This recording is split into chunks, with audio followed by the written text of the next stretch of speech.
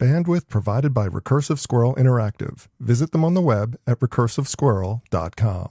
Episode 638, Revaluzation.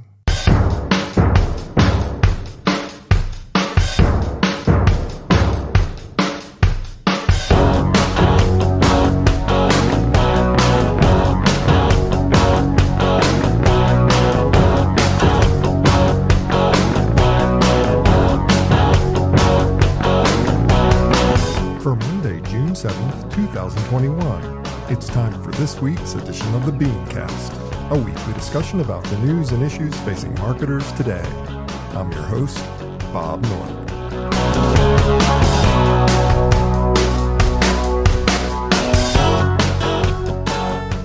Thanks for joining us.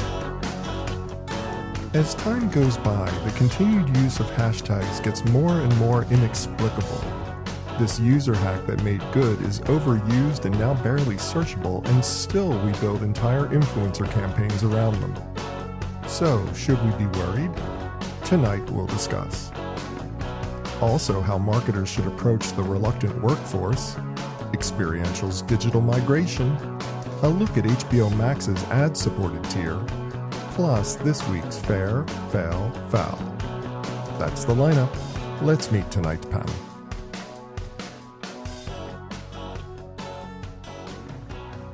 Thanks for joining us for this week's BeanCast. I'm Bob Norp, and with me on the panel for this evening, we start with the founder and president of the idea integration company, Mr. Saul Colt is here. Hi, Saul. Oh my God, Bob, how exciting is this? I know. It's like we've never done a podcast before. It's like all brand new.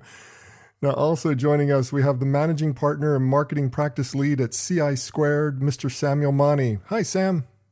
Hey, Bob. Hey, listeners. Hey, audience. Hey, Saul. I feel special and energized and committed to you on this show today.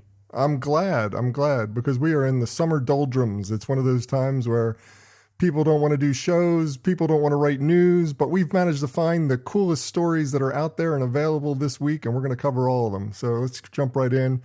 First up, like we've said many times before in this show, hashtags, it's just mystifying why they're still a thing. If you remember the history of hashtags were originally a user hack designed to make Twitter more readable so that you could thread conversations together. So obviously hashtags have become overused at this point. We're constantly using them as part of marketing. We're using them as part of jokes and bits. You look at any Instagram post, there's like 200 hashtags on some of these things. It's just incredible how many people are overusing them. And I'm wondering, do they still make sense? Are they effective as a marketing tool, or is this just so much noise over time that is no longer effective at communicating anything to anyone? So it's a little of both. So, hashtag YOLO, hashtags aren't as cool as they once were. And I promise you, though, they're not going anywhere. In the good old days, like you mentioned, places like Twitter and Instagram thrived on hashtags to promote content and connect followers with brands. I used to have RSS feeds set up to track certain tags, and it was helpful and a really efficient way to search. And, it was an efficient way to search. It was an efficient way to discover people talking about things I was interested in. It was an efficient way of finding, off the radar influencers, like, maybe not with 1 million followers, but were subject matter experts on what you were looking for. But somewhere along the line, hashtags lost favor.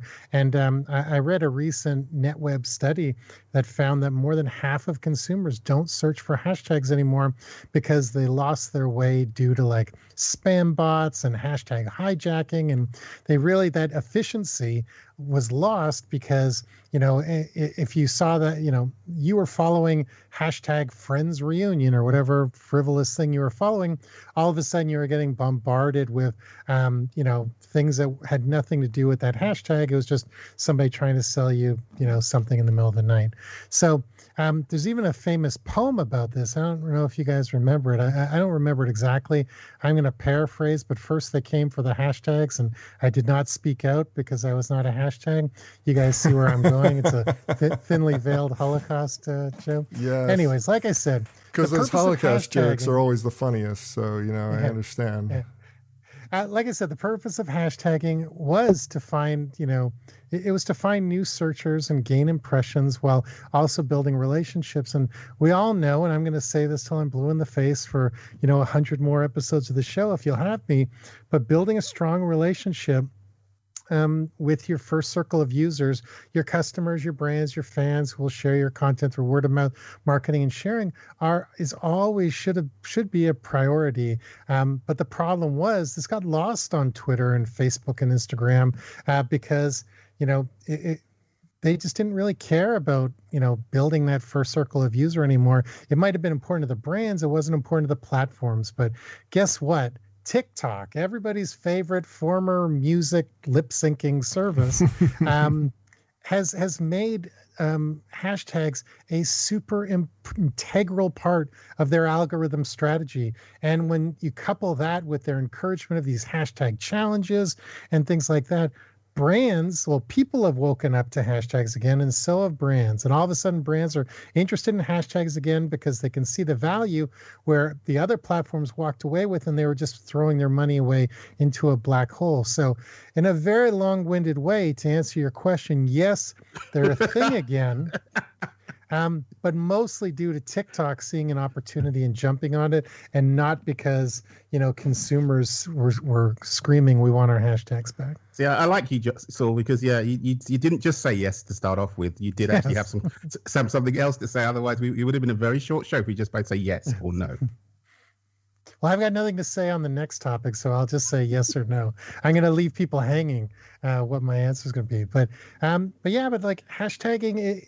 There's a chance it could come back, but it got so overused. When people are using hashtags it is in back. regular speech, that's when things have gone too there's sharp. nothing better than a hashtag in a regular speech. Hashtag, leading you on. Hashtag, wait for it. Sorry, I'm not very good at it. But I would argue that hashtags have never gone away. That especially marketers. With marketers, we continue to live by them. I mean, you put together a campaign, and the first thing the brand wants to know is, what's the hashtag for this? What are we going to do? And I'm kind of wondering how effective hashtags are in the end at communicating or threading together a conversation of brand loyalists when you're being asked to tweet this with the hashtag and you could win, that type of thing. You're not going through the hashtag looking at all the other responses. You're just going and doing it so that you can get your free crap that you're being offered in this promotion. The tactics surrounding hashtags seem to be so antiquated, and it's almost like we've missed the boat on this. Because hashtags have become so muddled, they've just become ineffective, and it doesn't seem like advertising has got the memo. I mean, would you agree, Sam? It's just like, is this still something that marketers continue to rely on, maybe too much? Yes. Thank you for that. Sorry. I couldn't resist. So I've been thinking about this, and what I know, certain things I know to be true. Firstly, if you have a wedding and you don't have a hashtag, the wedding doesn't exist. So that's something I've learned in this kind of. And you laugh, but seriously, the wedding hashtag is some of the best copywriting I've ever seen in my life, when people play off their names and all sorts of things. So there you go. I once live tweeted the redneck wedding. Go look it up. I'll leave that one alone. So listen, I've got my 3 minutes monologue soapbox here. So it's funny. I remember many moons ago trying to explain what a hashtag was to sort of the boomers and the silent generation in charge of organizations, and explaining it to them was really, really hard. So the fact that they kind of made a resurgence as a thing, as a mainstay because of TikTok, it's quite refreshing that the kids have found a way to make it relevant and to bring it back to keep us on track. But why did TikTok do that? I mean, TikTok did that primarily to attract advertisers, right? That's the reason. It's like a Trojan horse. It's hashtags, we need a hashtag. And it's an easy thing for a marketer, a brand manager, an agency to say, to sell, to focus on, and to craft, right? But whether the discussions or the points Saul made and if you're making are all valid. So what are you doing? Why are you doing it? And how are you measuring, and what's the outcome? So forget strategy. If it's a tactic because you've seen it succeed on TikTok, then you're going to be doing it as a default and not necessarily questioning it. And I think that's the challenge, right? What's your strategy? What are you trying to achieve? And is that a means to getting there or not? Or are you just trying to play the game on TikTok? You're going to be paying, I'm reading some of the material you shared that these influencers are getting paid $100,000 for using a hashtag. And it's like, if I'm 18 and someone wants to pay me that much for coming up with hashtags, I'm doing it, right? And whether it actually delivers any value for the brand, if I've sold 10 or 20 or 50 of those, if it takes them 3 years to realize they burnt their money, that's their problem. So for me, hashtags are still used. They're still searchable and scalable on other platforms. LinkedIn has also recently really promoted that. And in the last, I think, month or so, they've actually promoted hashtags as a front of mind feature, and they've added it just below the headline section. So in terms of obviously I'm watching to see how that plays out. But I think you can pick up to 5, and I've picked four hashtags on my bio, and I'm just looking to see what it does or doesn't do, and whether it does or doesn't drive any engagement or relevance. So there's certainly a B2B play, there's a B2C play, but it's funny because I think this has been created without the backstory. So the whole backstory of how it was created as a hack, and then Twitter, Instagram, and Facebook jumped on it. For me, it's very similar to something we're all very common with on email called CC. And if you're on an email, there's a field called CC. But if you're a Gen X, a boomer, you probably know, and the silent generation, you probably know what CC stands for. But it's amazing how many people don't know that it actually stands for carbon copy. Right. And yes, that's because in the days of typewriters, you had this thing, carbon paper, you'd put between two pieces of paper, because the thing you were typing, one would go somewhere and the other one would be filed. Why is that relevant to 2021? It got transposed from typewriters to email, and no one's been taught how to use it, and it's a free for all. And so for me, it's a similar thing. Hashtag solved a problem back in the day at a specific point of time. Now it's a free for all. It's out there, and no one really knows why or how or what, but they're still going to play the game. So for me, and the final point I'll say is, hashtags are the currency beyond marketing and branding. Thank you very much. I've had big debates with in a former company, the legal department, because every tweet or every social post, you had to use the hashtag EMP to indicate you're an employee. However, that was also used by conspiracy theorists to talk about electromagnetic pulses. And so I was trying to persuade legal that their edict made absolutely no sense. And I lost the battle. And I'm thinking, no, you can't do this because you are now part of conspiracy theories, because legal said this is the rule. So it's a nightmare if you start to, I think, look beyond the surface. But as I say, if you're a TikTok influencer, I'm playing a game because I'm getting paid. Well, maybe you guys could talk through the appeal issue. Like, why is it that brands still latch onto it? What's the appeal of doing a hashtag campaign? Are they really getting value out of it? Are they seeing some kind of metric that makes it so that you have to have a hashtag in order to be effective in your social campaign or your social part of the campaign? I mean, Saul, what would you say to that? What do you think is the appeal to the average Joe in the marketing department when he's deciding or she's deciding to go forward with a hashtag for the campaign? So people are doing it out of just routine and necessity at this time. Like it's if you search an Inc. magazine article, top 10 things you need to run a campaign, a hashtag, custom hashtag is going to be, top 3 or 4, stuff like that. But so it's something you guys have talked about. We're all in agreement that you need hashtags. We're all in agreement that hashtags aren't going anywhere. But the thing that's come up a couple times is value. And TikTok has figured out how to revaluize, if that's even a real word. We'll make it one. I like it, though. I like it. Revaluize. Yeah. I'm stealing that. Yeah. Joe Jaffe will title his next book Revaluize, and he won't give me credit for it. Little joke, Joe. Sorry. Go, be well.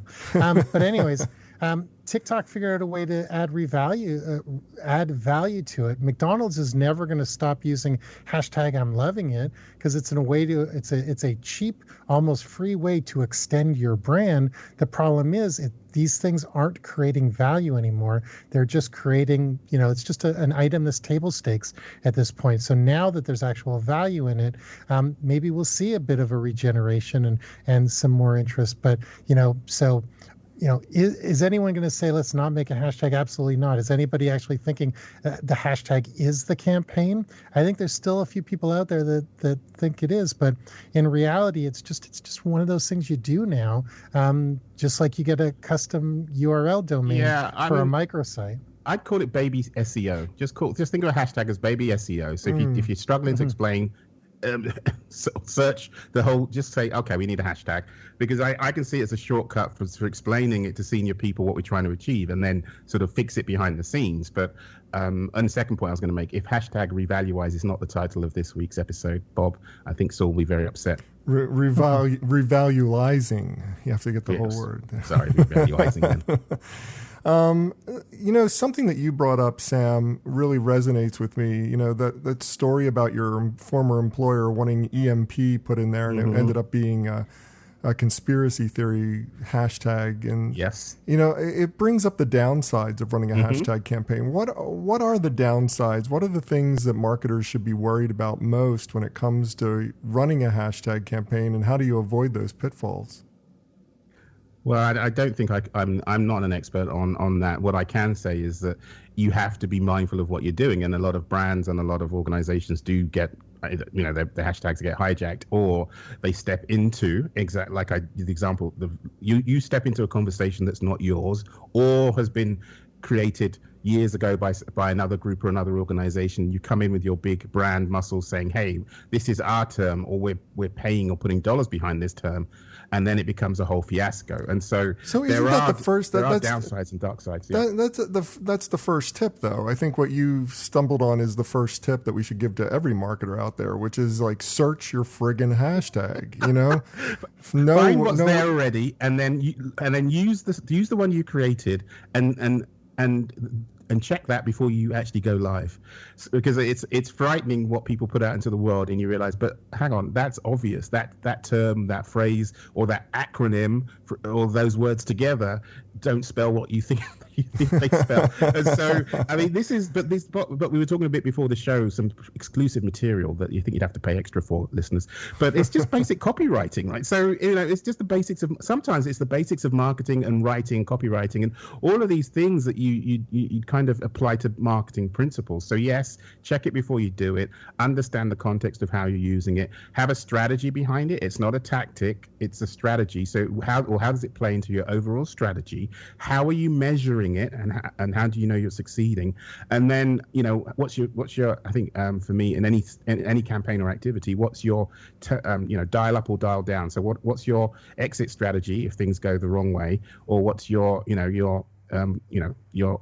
strategy to spend up or capitalize more? And I think it feels to me just like basic marketing principles apply to this. And again, don't lead with the hashtag is my default. But if you've got a great one and it's great copy in the context, then that can work as well. Of course, right now I'm struggling to think of a killer example to share with the audience, but I think we all know it when we see it. And hashtag Christmas, yeah, that's a good one. It's growing, but that's not going to be unique or differentiated. So why are you using it if you're using it?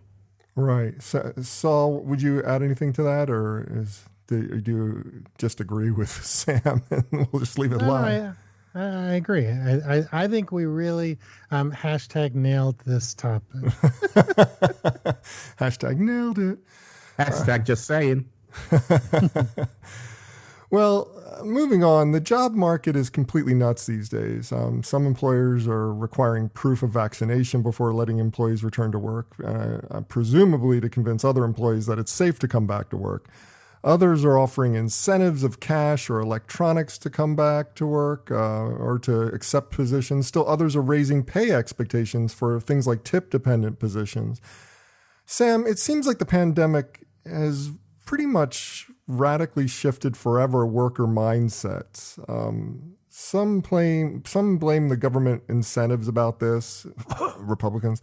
But what else is at play here? You know, what's going on? Is this going to seriously impact not only our ability to do work and how we live our lives, but what does it also do to the marketers out there in terms of reaching out to an audience that has completely changed the way that they go about work and the places that they work in and the kind of environments and things that they're willing to accept out of their employers?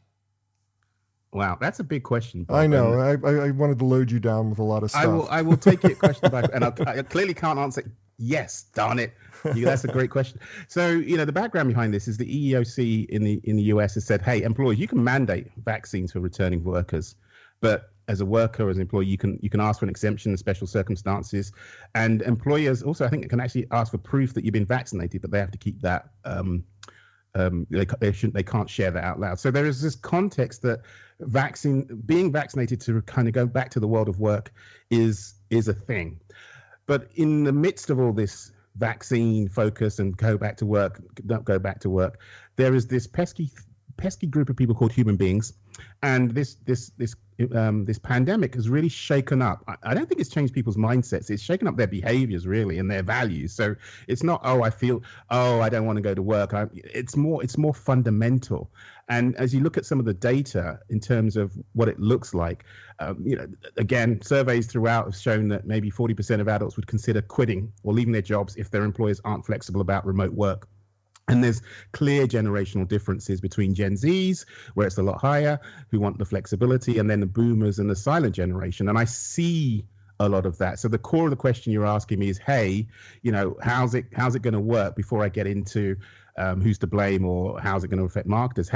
What's going on? It's quite seismic. And I'm hearing for a lot of conversations I'm having with senior leaders, they're struggling with what they feel they should do because of how they've run companies and how they've run businesses for the past 30 or 40 years. And the reality of the people's situations today. Who wants to do the 2-hour commute? There's a story I think reading some of the material of a person who was basically brought into their office for a 4-minute meeting. And at that point, she basically had to drop her 2 kids at childcare, travel in for an hour and a half or something for a 4-minute meeting. In-person meeting, and she quit the job then and there because that kind of lunacy is happening in the real world. And for me, the other thing to think about the return to work, we're probably talking more about people in corporate office positions versus the people who are at the front line who are doing yeoman's work. But when I think about folks in that space, there's a great tweet by Liz Ryan, who's CEO of Human Workplace. She said, look, imagine leading a technology company dedicated to the promise technology offers to improve people's lives, but insisting that your employees return to the office because you want to see them working. Apple. And so there's this strange edict by, I think, Jamie Dimon say, yeah, people who come to the office are more, hustle, they like to hustle. And I think the WeWork CEO said something equally crass, that because I can see you working, that means you're working. And because I can't, you're not. Lunacy. And so there's just some fundamental biases and problems in the core of how people think about just taking it from a standpoint of the agency world, just taking it from the advertising and marketing world. I'm working on Microsoft Teams with the work that I'm doing right now, and I have never been more productive. And I get the feeling that nobody else in the agency that I'm working with, nobody else has been more productive. That this has radically transformed the ability of this agency to deliver their work to their clients in an efficient fashion, and it's a happier fashion. It's not ruled by 2-hour commutes, as you said. It's not ruled by having to get even dressed up on a daily basis. I mean, it's something that really facilitates better work. And I'm like, but that's the point a lot of people are missing. It's like what's that old saying? The 8 most dangerous things in any company. The 8 most dangerous things the CEO could say is because that's how we've always done it. There's a lot of companies who are just saying, well, I guess it's time to bring them back because that's how we've always done it. And they're not taking into consideration that, how productive the work is, how, much more relaxed some people are. It's like, hey, I could work in my backyard. When have I ever been able to do that before? And I do believe that productivity is going through the roof for people who care, because if you actually care about your job, you're going to be productive wherever you work. But if you take away that 2-hour commute or the hour each way or whatever that is, man, you're just going to be like more rested. You're going to have more time for yourself and all these things. And so it's like I think of like, Charlie Rose was kind of like an innovator. He let his 25-year-old interns work in his apartment. He really. I knew this was going someplace bad. Yeah. I don't understand the reference, so I'll just go on mute. He saw the future, but I think like if major companies aren't offering a hybrid model or thing, like I don't get this whole mass resign thing, because you're going to be actually hurting yourself more than hurting the company. Not necessarily. Well, but skilled people will always get jobs. There's a lot of people who are coasting, who aren't necessarily going to be the first choice of another company, because there's so much incredible talent out there right now. So it's really more of a buyer's market than a seller's market. Well, I think. Sorry, keep going. No, go ahead. Well, I was going to say, the balance of power is shifting, and I don't think a lot of the people in charge realize that. I truly believe, because people aren't going to put up with the with the nonsense that they have done in the past. And what changed is COVID, and they realize, look, I have a kid's appointment, or I have a personal situation, or I have other commitments or contributions that that are important in my life. I'm not going to spend 10 hours on the road, or 8 hours in 8 hours on a train or whatever, because A, I'm saving money, and B, it's actually negatively impacting my productivity, my mental health, and my performance. And just picture the scene, because I don't want to depress people listening to this, but the return to the world of work is really missing two things. Firstly, the idea of distributed versus remote. I think a lot of people think, oh, you're remote, you need to come in. That assumes that the headquarters or there's a center. If you think about it in terms of a distributed workforce, that is the innovation. That's the unlock that makes you realize, oh, wow, I'm trying to deliver outcomes. What are those, and how do I best do them? If it's the happiest, most motivated people who are really engaged in what they do, that doesn't mean they have to be sat 9 to 5 in a seat where I can see them. So a lot of the companies I'm speaking with, they're hiring and recruiting people and succeeding because they're selling the idea, hey, our culture is not based on, I see you in the office and you're trying to climb the greasy pole by being in that meeting. Actually, as Bob described, it's the model. I mean, I joined a company, CI Squared, during the pandemic, and I've met my colleagues never. The founding partner, I'm sort of co-founder, but the founding partner, I've met him once on a plane. And it's a 7-year-old startup, and we're set up with the tech. We use Teams to collaborate in a way that works for us. We deliver it's a communications training company, so we actually build our product and refine our product in Zoom, because we deliver it through Zoom, but we use Teams to collaborate. And so I've never met the other 7 or 8 colleagues of this company I've been working at for the last year. And guess what? We're still winning. We're still delivering. But also remember, the world of work is this scenario. Listen carefully, get comfy in your seats. You have that 4 p.m. meeting in the too small meeting room with no natural light, and you can't get the PC to project. And when you do that, if after 7 minutes of fiddling around, the sound doesn't work. And then there's agency people that are dialing in. Oh, no, now it's 15 minutes later, and the camera doesn't work because it doesn't pick everyone up in the meeting. And then you look at your phone, and your CMO has just said, oh, I'm going to be late because there's a fire drill, so you're going to have to update me before the 9 a.m. tomorrow morning. Explain to me why anyone wants to come back to that scenario. Explain to me why you're anyone right. wants to you're go right. back to that. I mean, it's like everything in the team collaboration software works better than the real equipment that you deal with in a conference room. I mean, everything is just more seamless and simpler.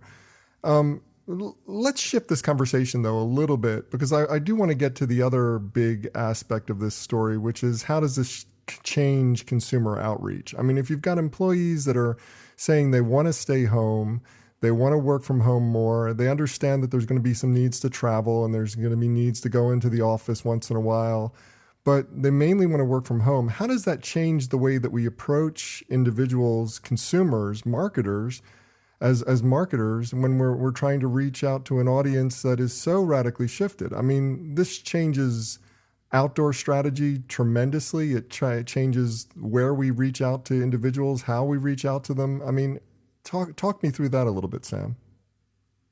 Geez, you keep giving me layups, don't you, Bob? Not. So, it's interesting. This is why I love what I do. A lot of the transformation consulting work I do, it's wrestling with these big issues. But it comes back to, well, if I'm a marketer, the first thing I ask a lot of the folks, the clients I work with is, let's talk about your customer journey or your buyer's journey, or can we talk about that? And if the answer is what customer journey, that's problem number one. That wasn't invented due to COVID or this new normal, or never normal, actually, as Greg Verdino calls it. The customer journey has always been a fundamental. So if you don't have that, you're kind of having to understand. Well, the good news is that shifted for a lot of companies, a lot of brands, right? So this whole COVID thing has got it. A friend of mine I was talking to described it as if everyone, got pregnant and had a baby at the same time. And that the inference there is that you've had a huge life stage shift. But what that means is you're making decisions based on different principles, different values. So the companies who have been more mindful, and you're perhaps more aware of those, or you're more aware of proximity, you're more aware of safety, you're more aware of using services that are delivery based or pickup based. So click and collect. And if your retailer didn't offer that, then you're not using that. Your eating habits and cooking habits have shifted. So there's so many things that have shifted. But the good news is everything's up for grabs. So the first piece is, do you have a customer journey? The other piece I'm hearing loud and clear is a lot of the brands don't know the why. They don't know, something's changed. Their category's gone up and the sales have gone up, but they don't have a clue. They don't know why consumers are doing what they did now versus 6 or 12 months ago, which is a huge opportunity if you're in the insights, not the data analytics. It's not about quant data crunching numbers. It's really about understanding on the qual side, why are people doing what they're doing? If things are opening up, why is cooking at home increasing? What's the motivation? What's the deeper underlying behavior shift or behavior change? The other thing is you have to be everywhere. So the third point I'd say is you have to be everywhere.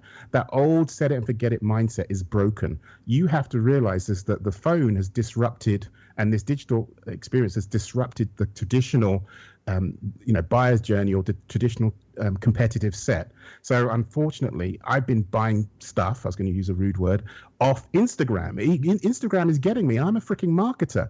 So that never used to happen as much pre-COVID. So the digital shelf has completely changed, and that means your competitive set has completely changed, irrespective of category you're in. This is what we've been predicting for a decade or more, probably 2 decades now. This shift to digital, how everybody would be embracing a more digital work life, a more digital lifestyle, a more digital ordering and retail experience.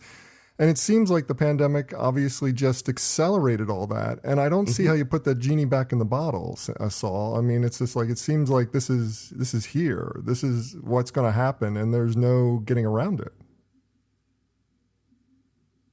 Yeah, and I don't think there's any companies that want to put it back in the bottle. It's, this is the future we've been promised forever. And yes, there was that diagram that showed that e-commerce grew 10 years and 10 months or whatever the stat was or anything, but there's no need to put it back in the bottle. It's just companies, all business is survival of the fittest. The companies that embrace it and get it are going to do well, and the companies that don't, unfortunately, aren't. But there's never been a time where companies are better suited. The barrier to get online with e-commerce, the barrier to embrace all this change and transform is lower than ever. There's for big companies, obviously it's a big task, but mom and pop retailers and stuff like that, you could be on the different Shopify, Squarespace, all the different places. You could be up and running in a matter of like a day or so. So there's really no excuse for anybody anymore not to do it, or you're just not going to survive. And that's a perfect segue into our next topic, which is also about digital. And it's probably good that I threw the question towards you, Saul, because this is definitely one I want to get your expertise on. But the surprise success of the pandemic pretty much for the marketing world has been experiential marketing. I mean, early on, we kind of were lamenting the fate of the tactic since it depended so much on physical experiences. And when you talked about experiential, it was mainly about that physical encounter with the brand. But instead, they went all digital and quite possibly reinvigorated the entire sector in the process. And my question to you, Saul, is does digital experiential simply remain part of the toolkit of the general experiential universe? Or does it become the dominant force in all such campaigns? And will we see digital experiential being a thing unto itself, set aside from the physical encounters with brands that we used to put together? So I think that digital activations are here to stay, but more like how there's going to be a baby boom, or how Tinder usage will shatter that of Instagram once everybody's gotten there's 2 vaccinations.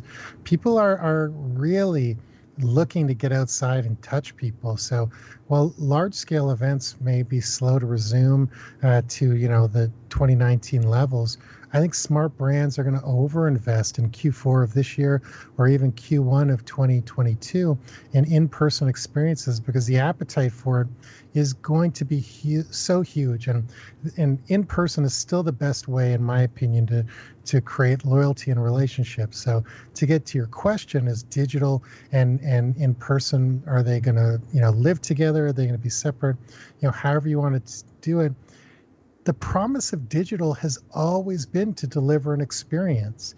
So I sort of take, I can't think of the cliche or the word I'm thinking of, but I sort of, I pause when people say, digital experiential. Well, everything about digital was supposed to be an experience.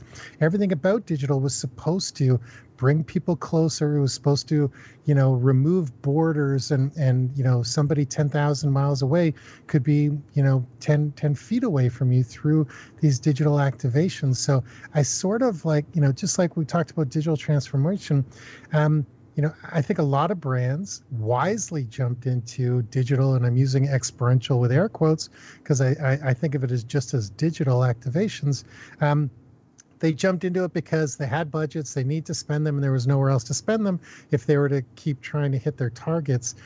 So has this saved the experiential market? I don't think that it's going to have any sort of effect like on either side, because really great experiential was supposed to drive people to digital. It was supposed to drive people to your brands. So, they've always been complementary. They should have never been looked at as separate entities. But, that said, this past year has shown brands that digital experiences are a good investment, and they have a place. But like the fax machine, it's going to be part of your mix and not a replacement for in-person when we are able to get back to things. And I think that brands really understand that there's still something about looking someone in the eye. Deals are still going to take place on golf courses, all that sort of thing. So yes, this has been a boom for digital experiential, if we want to call it that. But by no means did this save a vertical or an industry. Did this, keep an industry alive? Because I don't think people who are running large-scale conferences see themselves as digital experiential, having that skill set, and vice versa. So I think the two complement each other, but they're not the same. I think, first of all, your points are well taken. I think that, people do get a better experience with the brand when they do it in person, and having that tactile part into the mix usually makes the experience that much better, that tactile, that visual. But, married to the last topic, Sam, if we look at it from, the balance of people going back to work or not going back to work, staying in their homes or not staying in their homes, being willing to travel more or wanting to travel less for work, there's a real possibility that in-person experiential may be less effective for a long time to come than digital experiential. Wouldn't Let me interrupt. I know you're throwing this to Sam, and I'm not going to steal his thunder, but asking someone to drive 2 hours to go to their office for a 2-hour meeting is very different than even asking somebody to fly for 5 hours to have five 5 days in sunshine and learn things. So I think the whole I don't want to leave my house thing doesn't really. There's no excitement about going to your office. There's excitement about going to Comic-Con.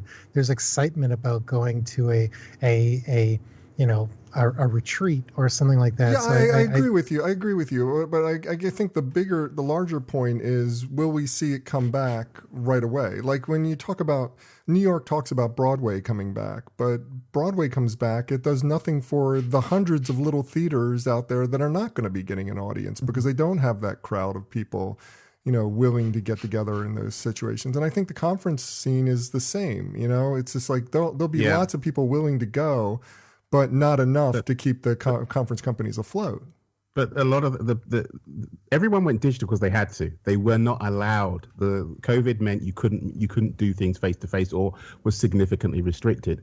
And kudos to a lot of people who were able to pivot and put things online and deliver content and events and experiences. And the thing a lot of folks have struggled with is a lot of the personalization, the personal touch of doing that well, the ability to have those conversations one-to-one with people, the ability to have like that sort of in-person conversation, and is a lot harder in the digital space. So a lot of companies have struggled with retention and conversion because they haven't had like that sort of fair, that virtual trade show informal engagement, and networking is a lot harder to do. But remember, like I said about a lot of places to work, a lot of company cultures, a lot of conferences sucked.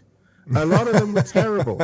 I went to a lot of marketing ones, and I would write notes, and most people weren't listening, or most people weren't in them. And it comes to a Saturday on an A&A marketing conference, no one's there on Saturday when the best speakers. So I think the hybrid model works, and it's if you understand your audience, so this is a whole customer journey, and you really understand how to deliver content, and also you need to show up with speakers who are good. The amount of lame speakers who got on stage before. Now, when you've got to do it digitally, it's amazing how awesome some people can be, or the lame people are even lamer. So I think the bar has been raised for the experience of your attendees, your audience, your consumer. You need to really think about what's best for them and then deliver that. And so for me, I'm not, we're in the industry, a lot of industry people are going to speak, and I'm probably going to get uninvited, but please do invite me. Ad Week's coming up. And because of various other things. Let's be clear, Advertising Week. They always make sure to say Advertising Week because it's not associated with Ad Week. It's not Ad Week as a magazine. Advertising Week's New York, this big event, costs a fortune. And you can't go to most of it because people. So how are you going to serve that experience up in a physical and a digital way that I get the most value, participants get the most value, sponsors get the most value, and how does the content work from your phone to your laptop to the in-person event? What is that mix? And I think when I think about this space, musicians continuously do this the best. There's an artist, New Zealand Kiwi artist called Jordan Raki. He did an Instagram, he put up his phone and he did like an hour and a half. It was just him and his piano. He wasn't even in focus. And I'm just so much more connected. I can't wait for his next album. I can't wait for his next live show. I can't wait for his next release in music, because there is some way where certain art, certain brands, certain companies, certain organizations have been able to kind of build that emotional on and offline connection, that digital, remote, physical product. And so, you want to buy an album and hold this the vinyl, even if you haven't got a record player, because of this experience. So I think the brands and companies who can blend both worlds are going to win. And as I say, from a marketing industry, advertising industry person, most of the events suck. Most of the events have bad speakers. Most of the events are poorly designed. And so if you can build an awesome experience for off and online, you're going to win the future. You're going to win the dollars, and you're going to win my time, because now I don't feel as if I have to be somewhere for 5 days and be up at 6 a.m. and actually not really deliver any business value. Equally, it's not going to be 100% digital. But I am more in the camp of and if you've seen different web hosting and webcasting and event platforms have been growing over the last 18 months or so, which are giving you the best of both worlds, because the solve before COVID was awful. So how can you make it better? And I'm excited for the future that's coming up in the next few months as to how the smart brands and organizations actually manage to really walk that line really, really smartly. And I agree, and I don't want to pile on you, Saul, because it's just like your points are really well taken. Because it's just like people do want to get out of their house, and they do want to see, go to conferences, and they will go out to the mall or to the store and see an activation that's going on, and they will experience it. But I think that, there's a reticence among a lot of people still to do those types of things, and it's going to be there for a while. So how do you... I absolutely agree, but the charm, and I take what Sam is saying, and I agree with him to a certain extent. But when you think of some of the best things in my career, have happened from going to conferences, and I've spoken at over 300 conferences, and the only thing that ever came out from speaking at conferences was more work, which is great, and it's something I value a great deal. But man, it's some of the best things in my career happened in the evening of a conference, the dinners of a conference, in the hallways of the conference. So to say the speakers are garbage, or to say this, or say these conferences waste of my time, I think you really make the conference what you want to make out of it. Nobody really went to South by Southwest for the content. They went for everything else. In fact, the biggest problem South by Southwest had in the last 4 or 5 years is nobody were buying badges. They just came to Austin because they knew that the action was out on the sidewalk and not in the convention center. And I have no idea if they did well going all virtually. I know they've done 2 virtual South by Southwest. It was never even on my radar to check it out because the content wasn't what made South by Southwest valuable to me. And I considered South by Southwest extremely valuable. So it's really just how you look at these things. But man, I got a feature in Forbes magazine from basically, finding the writer and harassing him until he saw my point of view. I got a cover spot in Entrepreneur magazine for a former CEO that I was working on, because it was just, conferences were the place where you got a couple drinks in you, your guard is down, you're willing to talk to people, things like that. Like, that's the magic of conferences. It's more about what happens when the sun goes down than when you're sitting under the fluorescent lights of the conference hall. Yeah, it's a really good point, and it's probably why conferences will continue for sure. Hey, I want to talk about one last topic before we wrap up. HBO Max, as of this past Wednesday, has turned on their free ad-supported tier of service. And as promised, it is carrying the lightest ad load in the streaming game at a mere 4 minutes per hour. Sam, is this a wise move, and is it a sustainable business model? I mean, does this make sense? It's obviously to appease the consumers, but will advertisers find it appealing to be paying premium ad dollars for lighter ad loads? I don't know if you can feel it, and hopefully the audience and listeners can. As soon as you started describing the awesomeness of this, I've had this furrowed brow of, 4 minutes is not a long time. According to who? If you're the consumer and you're used to these streaming platforms, it's a debacle inside a disaster, inside a fiasco, as far as I'm concerned, because 4 minutes in comparison to 5 minutes of other platforms, yeah, but it's still basically, we're going to interrupt you slightly less. And obviously, no pun intended here. So clearly you need to follow the money, not follow the Monnie, which is my surname, the money. And clearly, reading around this, look, they secured 80 million HBO, Max, or the Warner. Is it Warner? Yeah, whoever's the holding company. They secured $80 million in upfront commitments. So clearly, this is about advertising, the age-old game.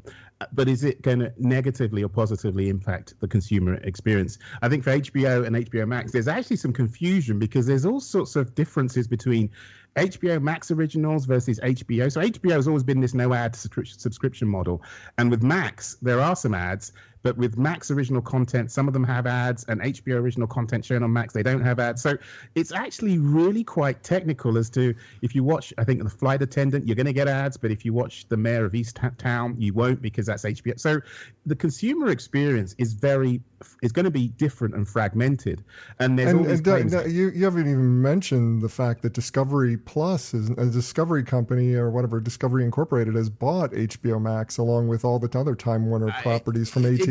So the whole thing could be changed next week. Yeah, and so, I've got Peacock, I've got Netflix, I've got Amazon Prime. What am I missing? I'm missing a few others as well. I sign up for Disney Plus every so often, and Paramount Plus. So but I only use Peacock for live sport, because the ad experience on that, which is supposed to be 5 minutes, is horrible. So I think you've got to pay attention to what the consumer experience is actually going to be. So if I slow down and say, listen, from an advertising perspective, great news, great opportunity. You've got a platform. They're promising you the world. It's going to be customized. It's going to be personalized. But is it really good? Because it's just like, from what I understand, they're attaching a premium price tag to this whole experience of advertising with them. And you can pay more to be a sole sponsor and do a lighter ad load. But you're paying premium for a network that already has subscribers who want nothing to do with advertising, and it's just like, I guess they are reaching out to new subscribers, Well, they kind of said, I'll just quickly finish the point. What was the interesting thing about all of this for me, what I kind of thought was interesting, was they're saying, hey, listen, this is not about upgrading or downgrading. So there's an ad supported tier for X price, and there's a tier with no ads for X for Y price. This is not saying one is better than the other. This is giving you, the consumer, choice. And so that was an interesting sort of narrative to say, that's an interesting story for me to process. It's not saying one is better than the other. We're just saying, hey, Mr. or Miss Consumer, you have a choice, and you're not upgrading or downgrading. And that, for me, was an interesting component of all of this, to say, well, in that case, if that's the story and you're allowing me to choose my experience, then I'm making an informed decision.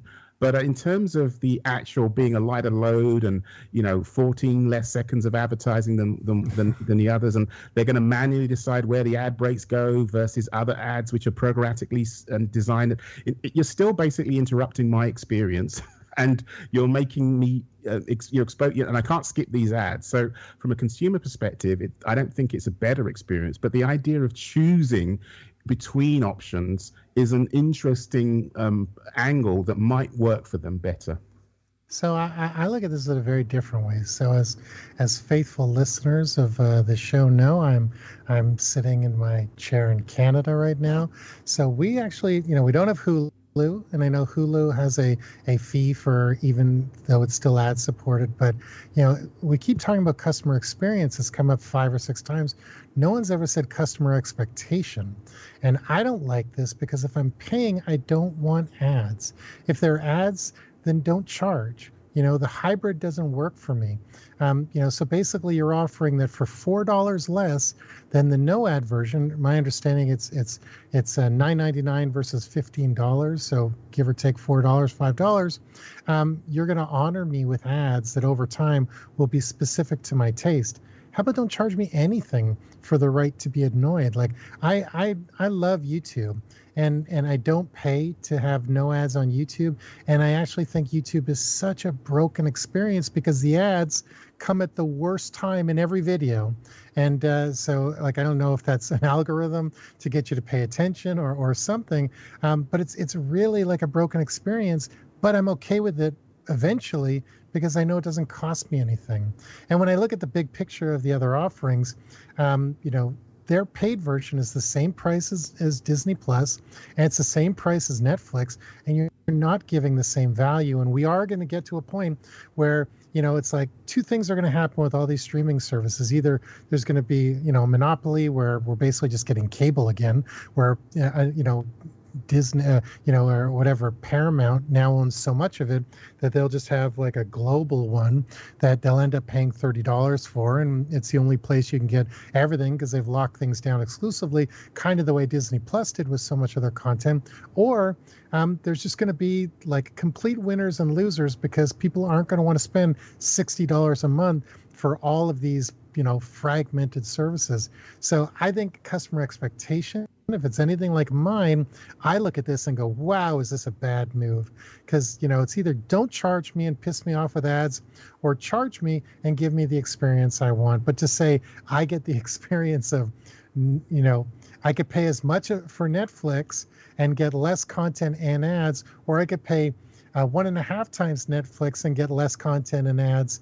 That's how I think a lot of people are going to look at this. And I have heard the horror stories about HBO Max and HBO and all these different things. We have one, our cable provider just sort of, grabs all the US content from HBO. So we have it all in one place. We pay for it. We're happy.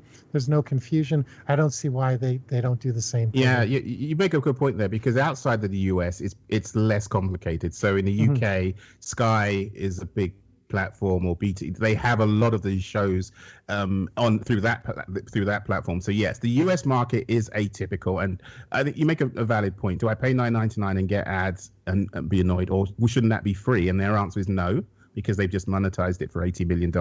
Now, whether that's going to be $0 in a couple of years' time because they don't have enough audience, that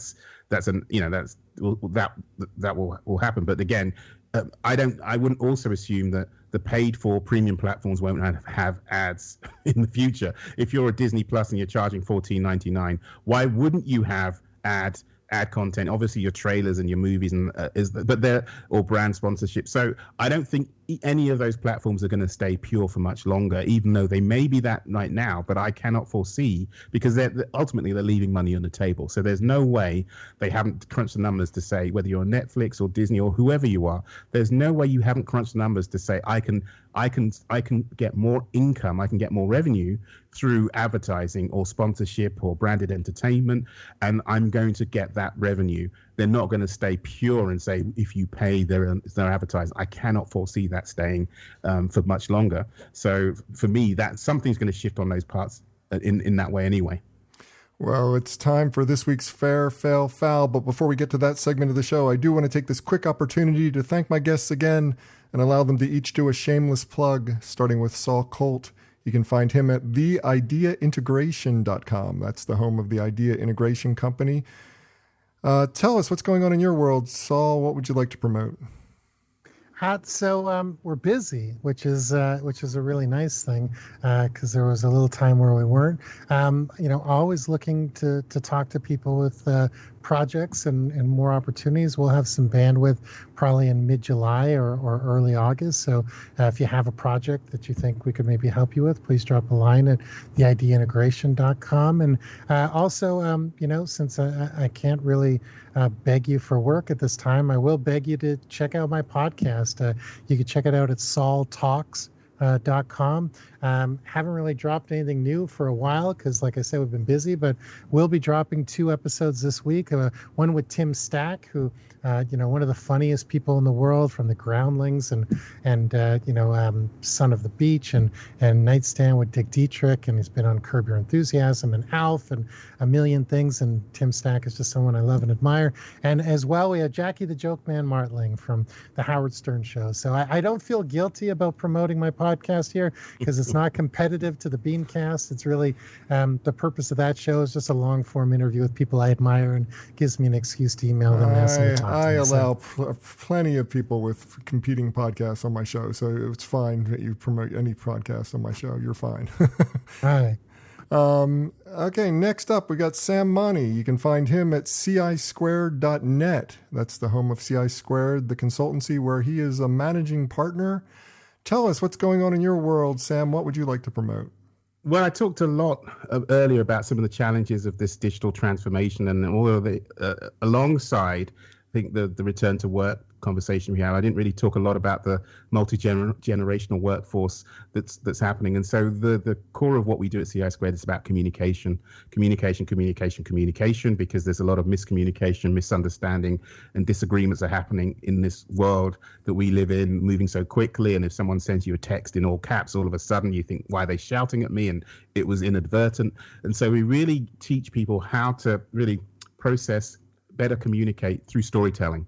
And it's storytelling from a perspective of not just about stage presence, but a lot about listening, really listening so you can really understand your audience and your different stakeholders so that you can better connect with them. So by better connecting with them, you can, and better understanding them, you can inspire them. You can inspire them to opt into your ideas, because no one likes being told what to do, but everyone can lean into actually something they believe they want to do. And so that's the core of what we do at CI Squared.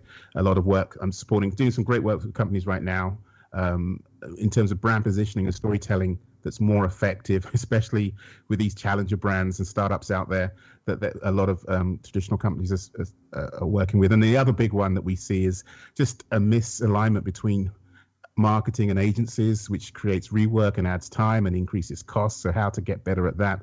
And then the data point that breaks a lot of hearts for marketers is that sales teams, about I think 80% of sales team won't use the materials that marketers provide, which is a frighteningly high number and a lot of waste and a lot of inefficiency. So we help companies really think through what's the right way of building stories and building content that appeals to customers as well as their brand. And then shameless plug, Bob, as you make it officially allowable, the Marketing Transformed, Across the Pond Marketing Transformed. I've been promising season 5 for a while, but we're almost there. We've got some great interviews that we've completed. We're doing some production. There's some new sound design. There's new music. There's new and improved. So we're going all out to bring a fabulous season 5 that will be coming out very, very soon. So that is a marketing podcast. It's almost equivalent to the BeanCast. It's just got more of me and none of Bob. But so it's nothing like the BeanCast. so basically, it's not the Bean. See what I did there, listeners? So yeah, marketingtransformed.com is our URL. But Across the Pond, Marketing Transformed, coming very, very soon. Oh, that's very exciting. Oh, sorry, I should say, I talked about me. Chris Lawson, my co-host. He's probably going to be listening to this. Thanks, mate. Yeah, so this is clearly co-hosted with myself and Chris, and it's not just my show. Chris, I love you dearly. But there's no Bob. Definitely no Bob. As for me, for more information about me or the show, visit thebeancast.com. There you can find a complete show archive. You can find out how to consult with me. And of course, you can find out how to advertise on this program. So check it all out at thebeancast.com. And now it's time for this week's Fair, Fail, Foul, a rundown of the best and worst of advertising, marketing, and public relations from the last week. First up, the fair. Saul, I know this was silly. It was a silly stunt on behalf of New Balance and Miller, but they did a partnership, New Balance and Miller Lite, to create the limited edition Shoezy, which is basically a cozy for your beer can, but it was in the shape of a running shoe. And I know that you're athletic shoe minded. I mean, it's more toward Nike, not New Balance, but in the same vein, this was pretty clever. It was definitely eye-catching, and it got them a little bit of attention, which was what they were going for. So in my mind, it was a complete success. What do you think? I think it's actually brilliant. New Balance, they go out of their way to own the two things they're known for. They're known for being a dad shoe, and they're known for being a running shoe. And those are their two things. So this is a brilliant way to own their dad shoe perception. And for like a 4th tier brand, maybe 3rd tier brand, I don't know. Ouch. Well, you think about it, Nike, Adidas, they own the space. There's Under Armour, they're not a tier 1, brand in the space. But that's okay. They do some great marketing, and they deserve probably more attention than they get.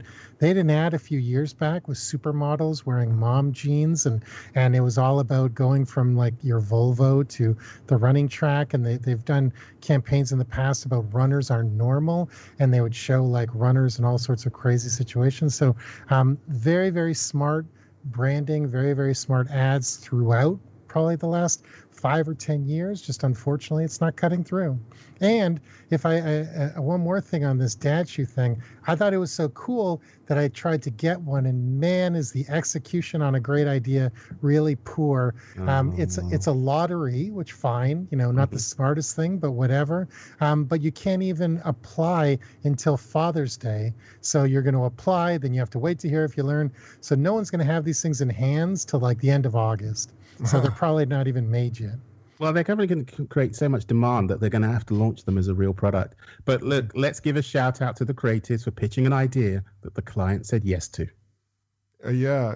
Oh, much applause for that. Well, the fail of this week, I'm going to give the Tennessee hat store. I'm blanking on the name of this store, but I guess we don't really need to give them more bad press. They did an anti-vaccine message using the Holocaust Yellow Star of David and tried to make themselves akin to Holocaust suffering Jews as being similar to having to prove that you've been vaccinated. I mean, the false equivalency of this was just so horrible. The brand has since had to go and apologize. I'm going to go back to Saul on this one. What do you think? I think we should give them all the bad press. The company is called Hatworks. And the reason we should give them all the bad press is the owner of the store initially doubled down on the idea and was gloating in the early media attention. And it wasn't until suppliers to her store, like major hat brands, started to pull their product off the shelf that then they had a change of heart. This person isn't a good egg, and I hope people spend their money with good people. Yeah, it was, you read into it, and it went viral for all the wrong reasons in terms of the bad faith and the lack of just empathy and compassion, and in some cases ignorance is not an excuse, and in this case they couldn't even claim ignorance of the symbolism and the significance. So it's just echo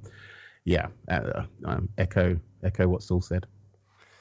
Well, the foul of the week, believe it or not, things actually got worse this week than that. The foul of the week goes to Walmart.com. Walmart claims that they were hacked when new users of Walmart.com received a welcome message that greeted them with, "Welcome to Walmart, N-word." I mean, Sam,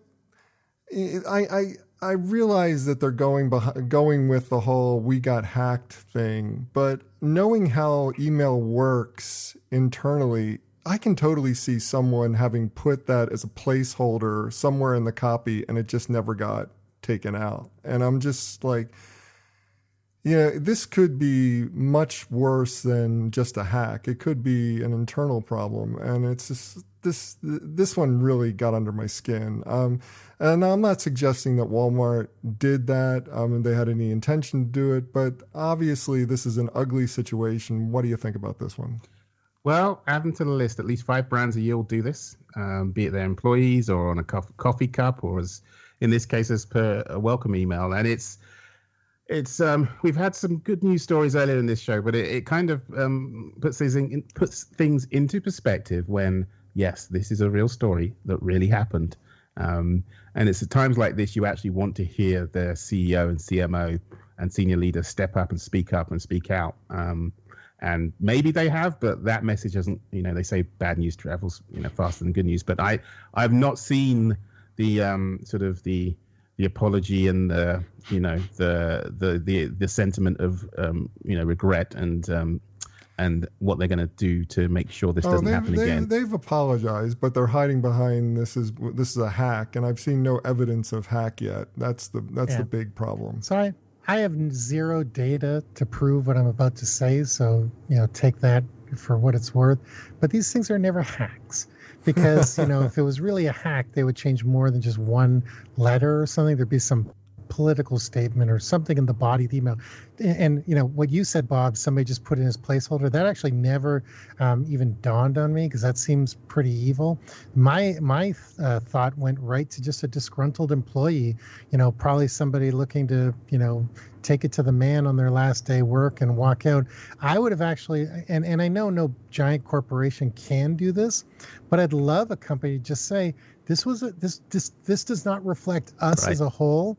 this was one person, we regret it. And this person no longer works here because everybody knows. Like, if it was a hack, there would be nudity, there would be this. It wouldn't be just one thing. If you're going to go to the steps to hack, you're not going to try to sneak something by. You're going to ruin the whole thing and take it down to its knees. So. Well, you make the point though. The fact that we've got 3 versions of what happened, that says it all. I think that if maybe PR crisis management people have different advice, but the fact that you're letting us come up with our versions and interpretations of what happened is part of the problem. So I think for them and other brands to follow, I've seen this in the past when there's been a snafu. I know, Pepsi, when they did their whole give a can of Pepsi to solve, racial bias, and it fell flat. So when a lot of brands stumble, they tend to hide behind hacking and silence. And in 2021, that just doesn't cut it. So brands, companies, organizations, they really have to step up and speak out and make it clear so that the stories we hear are ones that we're not making up, but actually are the truth behind what really happened. And they have to be open, transparent, and humble, I think, in doing this. And we'll see if that happens in the near future with this case and 4 other brands that have got 6 more months for 4 other brands to have the same thing happen to them. So 6 more long months. Yeah, you laugh, but unfortunately, it's going to be there. So the root cause. Oh, is I still count gonna be on around. it. I've got a whole segment called the Fair, Fail, Foul. I need content. I need these things to happen. And there's no Facebook this week. What's going on, Bob? I have no idea. Well, have a suggestion for this list or just want to discuss it? Comment online. Use the hashtag Fair, Fail, Foul. That's pound Fair, Fail, Foul. And that does it for this week's show. If you'd like to subscribe to this podcast, visit our website at thebeancast.com and click on the subscribe link. If you're an Apple Podcast listener, we've also provided a direct link to our listing there, or just search for the BeanCast in the podcast directory on the Apple Podcasts app.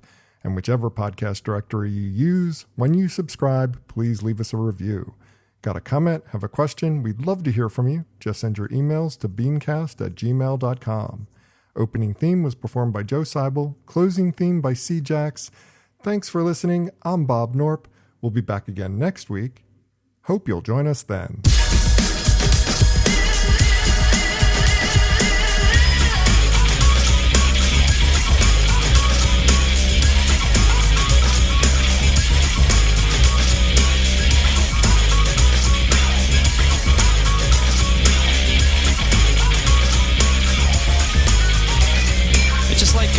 It's like, you know what I mean? It's like if it's, you know what I mean? I don't know, man. Just like, okay, it's like, you know what I mean? Like, it's like totally like that. It's like, I don't know, like if it's, it's like, you know what I mean? Yeah, it's just like kind of, it just seems like it's just like almost exactly